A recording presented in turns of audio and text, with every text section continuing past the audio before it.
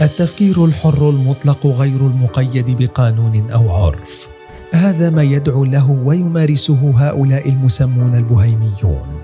هم ليسوا مجانين ولا متشردين ولا من الضعاف، بل من بين سادة الأرض بكل ما تحمل كلمة السيادة من معناه. لا يأخذنك بهم طقس أرعن أو تقليد موتور، فلا يكون محرجا حتى أن يقف أحدهم ويتبول فجأة على الملأ في داخل هذا البستان الواقع في سان فرانسيسكو الأمريكية، أو أن يصرخ بكلمات غير مفهومة أمام تمثال بوما، لأن من ستحكم عليه من أفعاله هنا بالجنون ربما هو أحد رؤساء أمريكا الأقوياء، أو على الأقل من بين رجال يصنعون سياسات العالم ويتخذون قرارات مصيرية لكل كوكب. ما رأيته للتو فيض من غيظ قصص نسجت وحكايا ما زالت تقص منذ تأسس نادي الرجال السري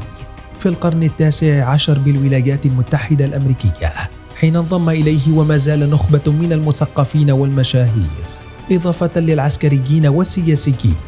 ومن بينهم رؤساء أمريكيون. وجراء منع النساء من عضوية نادي الرجال السري والحديث عن ولادة فكرة القنبلة النووي داخل بستانه البهيمي، زادت الأساطير والتكهنات حول نشاط النادي، وارتبطت سمعة النادي بنظرية المؤامرة والنخبة السرية التي تحكم العالم. إليك قصة نادي الرجال السري الأقوياء أو البستان البهيمي السري.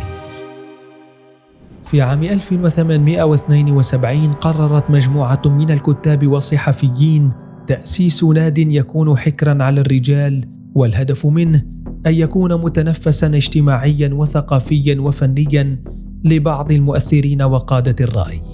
وبالفعل تكللت المساعي بتأسيس البستان البهيمي في مدينة سان فرانسيسكو داخل ولاية كاليفورنيا بالولايات المتحدة الأمريكية. وحينها كانت نشاطات البستان البهيمي مقصورة على قضاء أوقات متعة هادئة دون قيود قانونية أو شروط مجتمعية.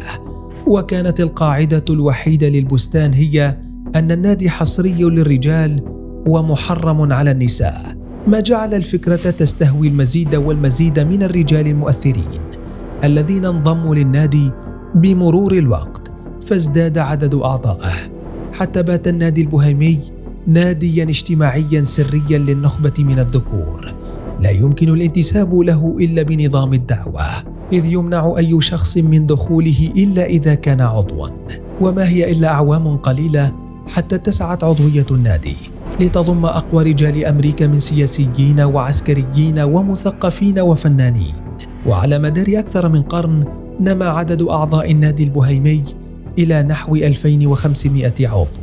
وقد بلغ ثمن عضوية النادي 25,000 دولار. وتذكر المراجع الأمريكية من الأعضاء المشاهير العديد من الرؤساء السابقين للولايات المتحدة مثل ريتشارد نيكسون ورونالد ريغان وجورج بوش الأب، وسياسيين رفيعي المستوى ومسؤولين عسكريين وأثرياء الكوكب من أمثال هنري كيسنجر ووالتر كرونكيت وتشارلز شواب، إضافة إلى أمبروز بيريس وبريت هارت ومارك توين وجاك لندن وغيرهم. حكايات المؤامرة. نادي الرجال السري في البستان البهيمي،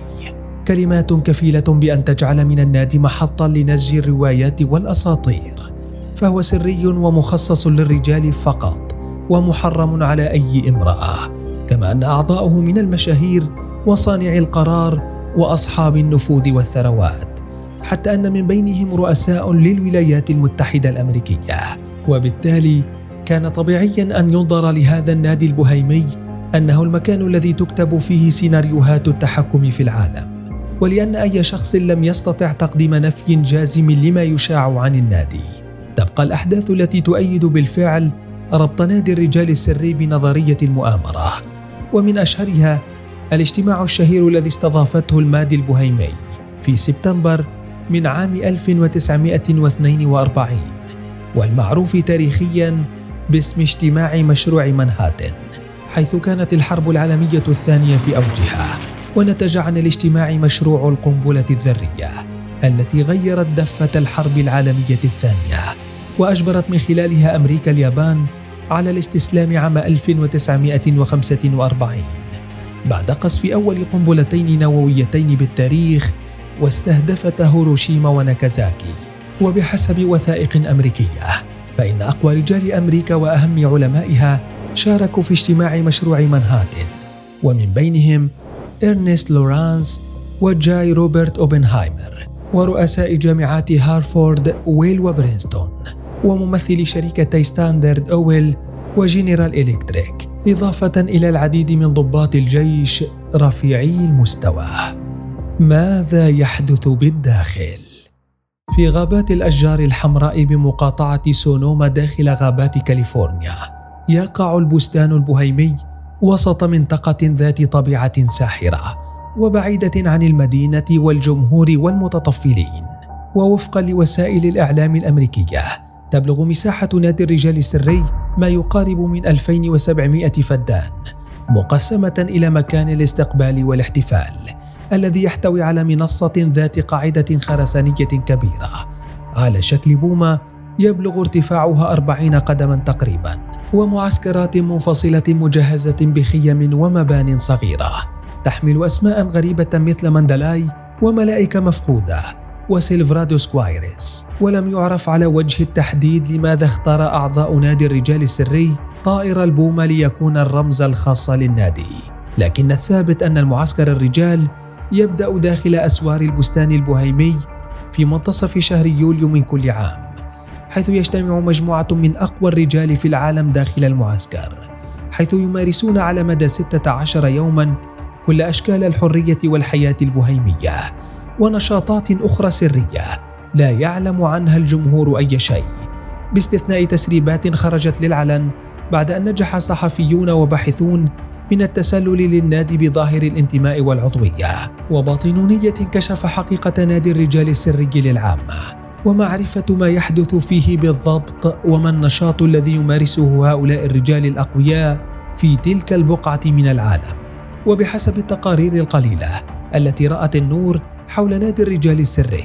تبدأ الاحتفالات كل عام بحفل كبير شديد السرية يتضمن طقوسا تبدأ بدمية تمثل الشر وهي بحجم إنسان وترتدي الجلباب، حيث يحملها الأعضاء إلى قاعدة البومة الخرسانية ثم يقومون بحرقها والصراخ بعبارات غير مفهومة قبل أن تصدر البومة صوتا عاليا مخيفا عبر مكبرات الصوت، إذانا بالبدء الرسمي لمعسكر الرجال السريين في البستان البهيمي. ولطالما أوردت وسائل إعلام معلومات رصدها متسللون بأن جميع أعضاء نادي الرجال السري يعيشون في المعسكر حياة بهيمية حرة، إذ يتعرى البعض ويتبول الأعضاء أينما أرادوا دون قيود، على أنه حق أصيل لا يتنازل عنه الأعضاء أبدا. كما تعقد الاجتماعات والمؤتمرات السياسية والثقافية والعلمية المنتظمة للأعضاء الذين يتشاركون الشراب والطعام ويشاهدون عروضا موسيقية ومسرحية يؤديها بعض الأعضاء. ومن أشهر فعاليات معسكر نادي الرجال السري المحاضرة غير الرسمية المسماة محادثات ليكسايد، حيث يحاضر عضو يتمتع بالسطوة والنفوذ ببعض الصفوة المنتقات، وتسلط المحاضرة الضوء على الخطوط العريضة والتوجيهات التي يريد النادي تقديمها للأعضاء حول الأداء الحكومي الأمريكي ومراجعة السياسات والخطط المستقبلية في أهم بقاع العالم، حتى إن الصحافة الأمريكية نشرت خطابا للرئيس نيكسون ألقاه في النادي البهيمي قبل توليه الرئاسة. على مدى قرن ونصف ما زال نادي البستان البهيمي السري للرجال الأقوياء ليس ملهما لنسج روايات عن التحكم بالعالم فقط والتستر على نشاطات سرية تدير العالم لصالح نخبة صغيرة من الأقوياء، وإنما محط اتهامات بالعنصرية ضد النساء وعدم المساواة والتمييز بين الجنسين نتيجة استبعاد النساء وإبقاء العضوية حكرا على الرجال، وهو ما حدا بناشطين وأحزاب وتيارات سياسية واجتماعية وثقافية تنظيم احتجاجات دورية خارج أسوار نادي الرجال السري كل عام أثناء المعسكر للتنديد بعدم المساواة الجنسية والاقتصادية وقضايا العدالة الاجتماعية، وشجب القوانين التي تسمح للنادي البوهيمي بالعمل في مكان غامض لحياكة المؤامرات ضد العالم. ومنذ العام 1978 يقع النادي البوهيمي في مشكلات قضائية مع المحاكم الأمريكية، خاصة فيما يتعلق بمشكلة المساواة بين الجنسين في التوظيف. وقد سبق للقضاء الأمريكي إلزام النادي بتعيين موظفات النساء أسوة بتوظيف رجال، وهو ما رفضه النادي بداية قبل أن ينحني للضغوط. لكن بالالتفاف على القانون لتسوية المشكلة من خلال تعيين 4 عضوات شرفيات من النساء يسمح لهن بدخول النادي لساعات قليلة فقط، مع منعهن من الصعود للأدوار العليا أو الحضور أثناء الليل، ما يبقي النادي البوهيمي مكانا غامضا شديد الحراسة مثيرا للجدل، لا يعلم كل خفاياه إلا نخبة من الذكور الأمريكيين أصحاب النفوذ والسلطة والمال. وأنت إن سنحت لك الفرصة، هل ستجرؤ على دخول نادي الرجال السريين لاستكشاف خفاياه؟